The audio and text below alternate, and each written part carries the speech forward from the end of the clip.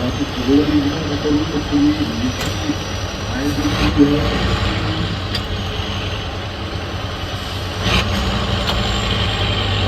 Teďka pozdějte to na konci.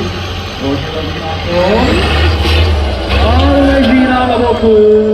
Takže vítej, Františku. Teď si to udělal, teďka budou stavět Tatru. Jsou v pohodě, Tatra taky.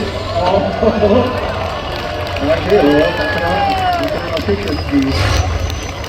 To je hrozná paráda, ale nesmí to auto ležet dlouho na boku, protože tam